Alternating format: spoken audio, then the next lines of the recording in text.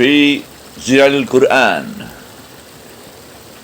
karya Syahid Said Qutb, diterjemah bahasa oleh Datuk Yusof Zaki. Semoga Allah memberkati dan merahmati ruh-ruh mereka. Pentafsiran ayat-ayat 65 hingga ayat 68. Bismillahirrahmanirrahim. Wahai ahli kitab, mengapakah kamu mempertikaikan tentang Ibrahim, sedangkan Taurat dan Injil tidak diturunkan melainkan kemudian daripadanya? Apakah kamu tidak berfikir? Ayat 65. Ingatlah, kamu adalah orang-orang yang telah berdebat tentang perkara-perkara yang kamu mempunyai sesuatu pengetahuan mengenainya. Oleh itu, mengapa pula kamu hendak berdebat tentang perkara-perkara yang kamu tidak mempunyai apa-apa pengetahuan mengenainya? Dan Allah memang mengetahui, sedangkan kamu tidak mengetahui. Ayat 66. Bukanlah Ibrahim itu seorang penganut agama Yahudi, dan bukan pula seorang penganut agama Kristian, tetapi dia adalah seorang penganut agama Tauhid yang Muslim, yang menyerah diri kepada Allah, dan dia tidak sekali-kali dari golongan musyrikin. Ayat 67. Sesungguhnya orang yang mempunyai hubungan yang paling dekat pada Ibrahim ialah orang-orang yang mengikutinya, dan Nabi Muhammad ini juga orang-orang yang beriman, dan Allah lah pelindung para mukminin. Ayat 68. Ujar Muhammad ibnu Ishaq, saya telah diceritakan oleh Muhammad ibnu Ubay, Maula Zaid ibnu Thabit, saya telah diceritakan oleh Sa'id ibnu Jubair atau Ikrimah dari Ibnu Abbas radhiyallahu an, katanya, padri-padri Nasara Najran dan ahli-ahli agama Yahudi telah berkumpul di depan Rasulullah SAW. Lalu mereka bertelingkah sesama mereka. Kata ahli-ahli agama Yahudi, Ibrahim itu hanya menganut agama Yahudi. Kata padri-padri Nasara pula, Ibrahim itu hanya menganut agama Kristian. Lalu Allah turunkan ayat, Ya ayyuhal kitab, bilima tuhaju fi Ibrahim. Sama ada peristiwa ini merupakan sebab turunnya ayat ini atau tidak, maka yang jelas dari nas ayat ini, ia diturun sebagai jawapan terhadap dakwaan-dakwaan ahli kitab, dan mereka berbantah dengan Nabi SAW atau berbantah sesama mereka di hadapan Nabi SAW. Tujuan dari dakwaan-dakwaan ini ialah untuk membolotkan janji Allah dengan Ibrahim AS, iaitu untuk menjadikan nubuah itu dalam keluarganya sahaja, jika membolot hidayah dan kelebihan. Kemudian yang lebih penting dari itu ialah mendustakan dakwaan Nabi SAW bahawa beliau berpegang dengan agama Ibrahim, dan bahawa orang-orang Islam itulah para pewaris agama Hanafiyah Tauhid yang pertama.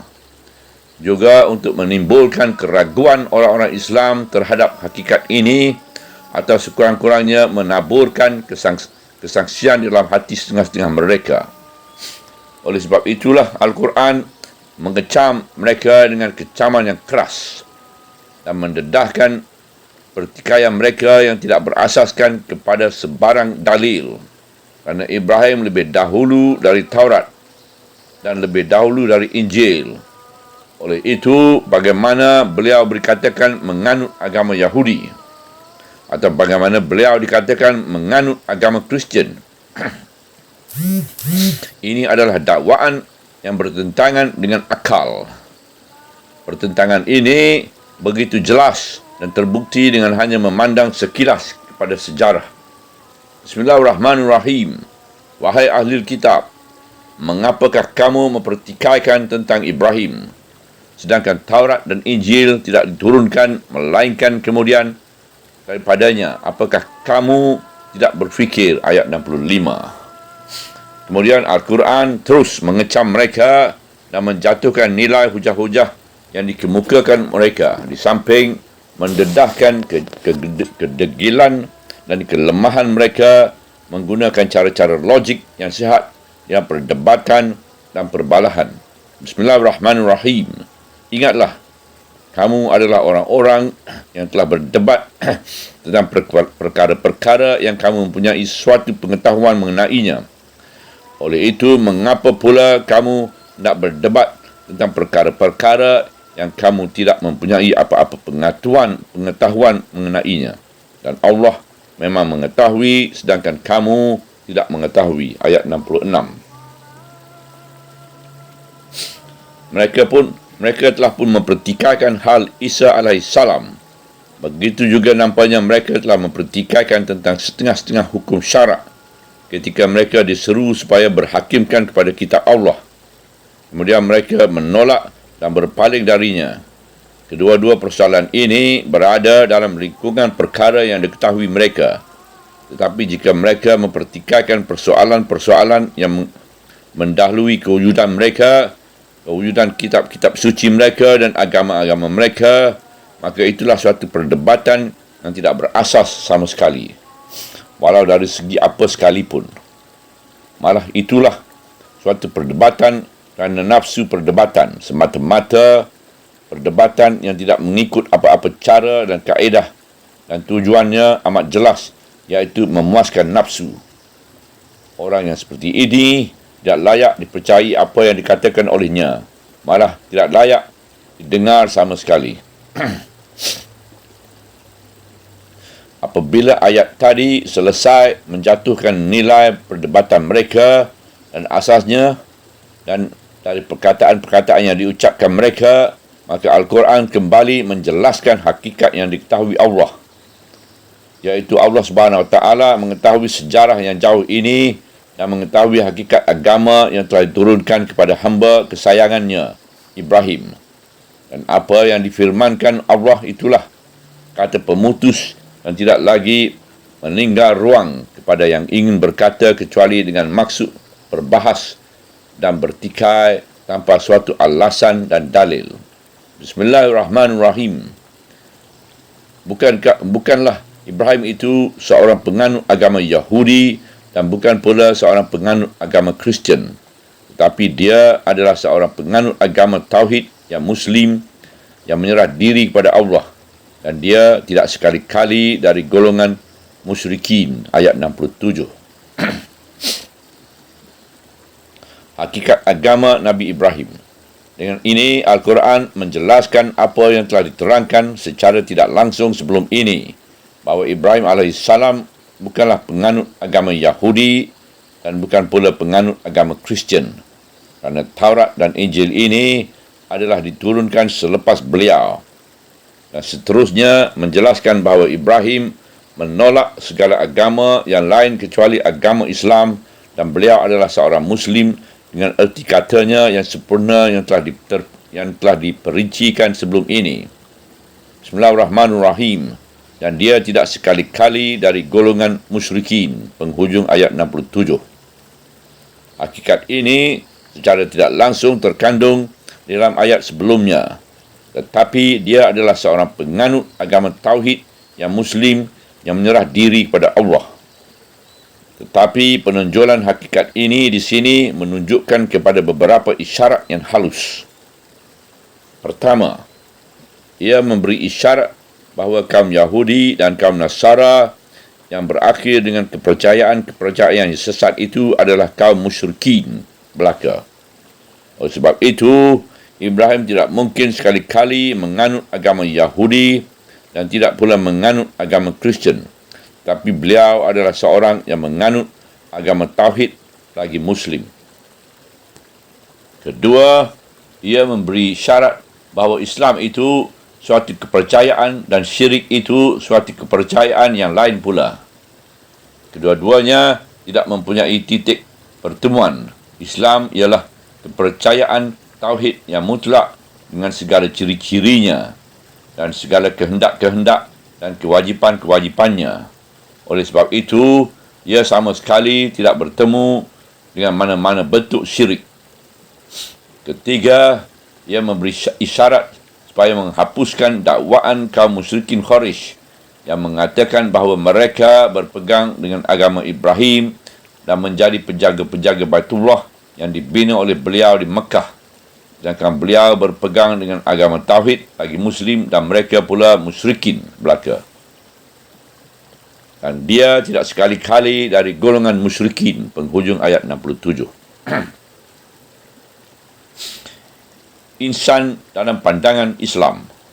Oleh itu, selama Ibrahim AS berpegang dengan agama Tauhid dan Muslim dan tidak terlibat dalam golongan musyrikin, maka tidak ada hak bagi kaum Yahudi atau kaum Nasara atau kaum musyrikin mendakwa mewarisi beliau dan menaungi agamanya kerana mereka amat jauh dari akidah beliau. Sedangkan akidah itu merupakan hubungan pertama yang menjadi titik pertemuan antara manusia di dalam Islam. Mereka tidak bertemu pada keturunan, pada asal titihan, pada bangsa dan pada negara apabila putusnya hubungan akidah yang menjadi titik pertemuan ahli iman. Insan dalam pandangan Islam ialah insan dengan sebab ruhnya, yakni dengan sebab tiupan ruh dari Allah, itulah yang menjadikan insan itu insan. Oleh sebab itulah ia bertemu pada titik akidah selaku ciri ruh yang paling istimewa pada seseorang insan. Ia tidak bertemu seperti haiwan ternakan yang bertemu pada titik-titik pertemuan bumi, spesi, rumput dan padang ragut, batas dan pagar. Hubungan persahabatan dan setia kawan di antara individu dengan individu, di antara kelompok dengan kelompok, di antara satu generasi dengan satu generasi, hanya bergantung kepada hubungan akidah. Hubungan inilah yang menjadi titik pertemuan seorang Muslim, seorang mukmin dengan seorang mukmin yang lain. Di antara satu kelompok muslimin dengan satu kelompok muslimin yang lain. Dan di antara generasi muslimin dengan generasi-generasi muslimin, sebalik perbatasan zaman dan tempat, dan di sebalik perbezaan darah dan keturunan, perbezaan kaum dan bangsa.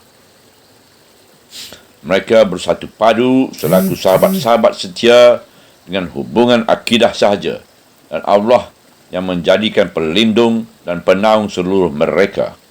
Bismillahirrahmanirrahim.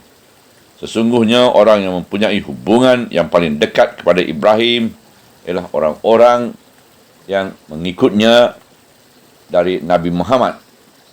Ini juga orang-orang yang beriman, dan Allah lah pelindung para mukminin. Ayat 68. Orang-orang yang mengikut Ibrahim semasa hayatnya mematuhi agamanya dan berhakimkan sunnahnya, itulah sahabat-sahabat setia beliau. Kemudian Nabi Muhammad yang mempunyai titik pertemuan dengan beliau dalam Islam dengan pengakuan Allah sendiri selaku saksi yang paling benar.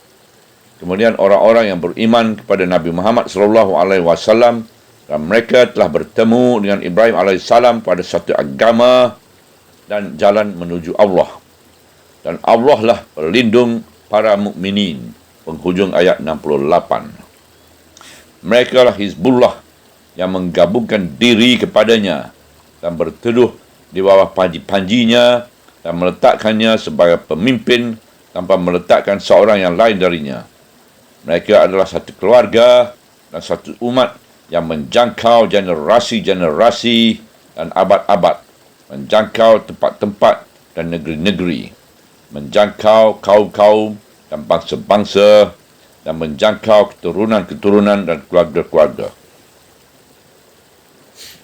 Gambaran perpaduan manusia di bawah panji-panji akidah Islam. Inilah setinggi-tinggi gambaran perpaduan manusia yang layak dengan makhluk manusia yang membezakannya dari perpaduan haiwan. Di samping itu, ia juga merupakan satu-satu gambaran yang membolehkan perpaduan itu tanpa syarat-syarat dan ikatan-ikatan. Kerana satu-satu syarat perpaduan ini ialah satu syarat yang bersifat sukarela yang boleh dirombak oleh sesiapa sahaja yang suka dengan kemahuan dirinya sendiri.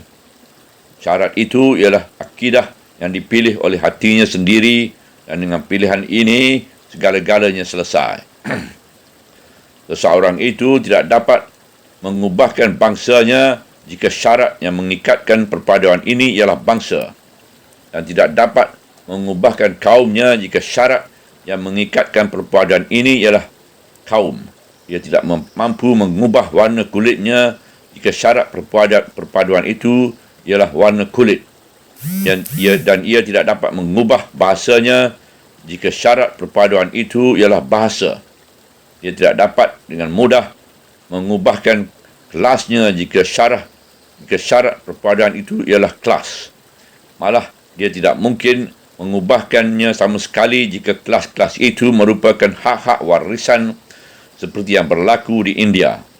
Oleh sebab itulah, halangan-halangan tadi tetap selama-lamanya menghalangi perpaduan umat manusia selama ia tidak dikembalikan kepada hubungan fikiran, hubungan akidah atau hubungan kefahaman. Hubungan ini diserahkan kepada keyakinan individu, di mana ia dengan kemahuan sendiri mampu memilihnya sendiri dan menggabungkan dirinya di dalam barisan berdasarkan hubungan akidah itu tanpa mengubah bangsa atau kaumnya, warna kulit atau bahasa atau kelasnya.